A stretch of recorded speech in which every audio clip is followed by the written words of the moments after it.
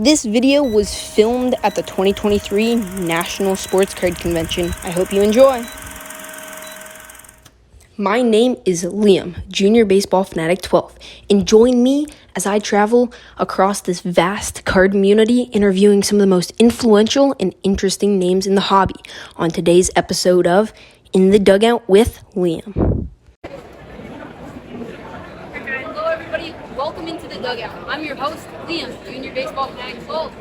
Today we are here with Kurt from Ripping Vintage Packs. How are you? I'm doing great. So the show is well attended. It's been fun. So, we just stopped over here. I'm really loving what you guys have put out. What does it take to put all this stuff out? What type of preparation? So myself, I'm a farmer. The cards I do is a hobby side business. Weekends, days, we work on it. My friends who set up with me have a brick and mortar card store in our town. This is kind of excess inventory for them. It takes a lot of prep, so especially me on the farm. I prep 4, 5, 6 weeks in advance to try to get the farm situated so I can be here for a week. So there is a lot of prep that goes into it. And then even going back farther, stuff I buy, like I may old stuff, I'll start piles after the show's over. Well, this will be an item I'm going to bring to next year's show. So it's kind of a year-long process. And I know the unopened vintage is sort of it's a special part in the hobby. I love the history. I love history of baseball. So what got you into unopened? Similar. So I like rarity. And by rarity, true rarity, not manufactured numbers and colors.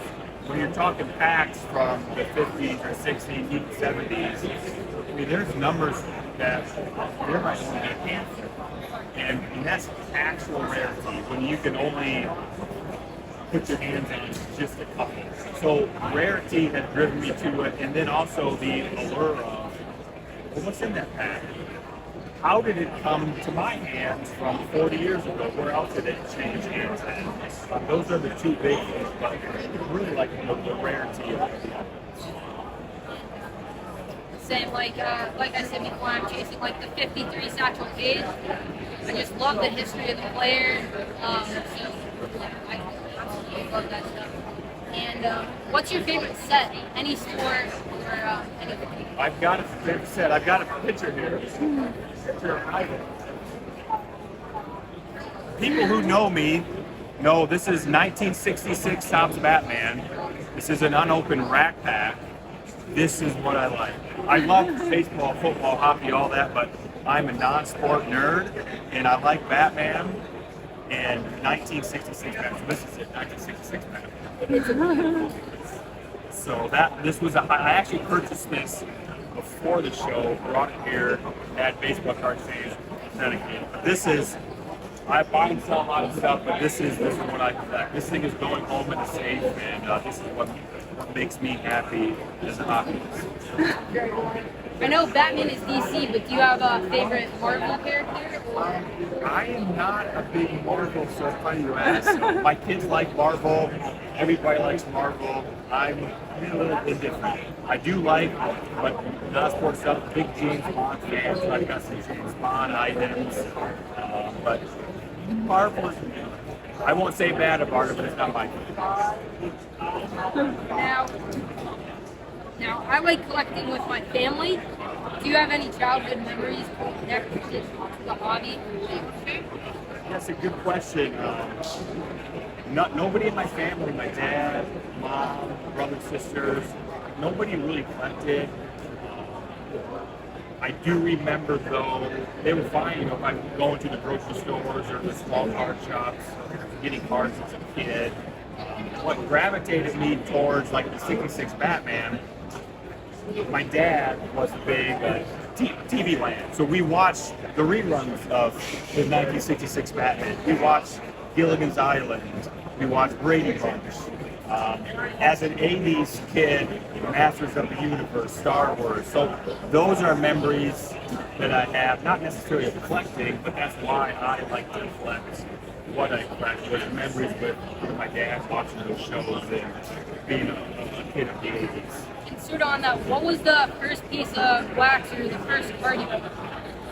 The first big card I remember buying, there was two. One should be no surprise, the 1989 Upper Deck Figure Community card. Again, I'm a kid of that era.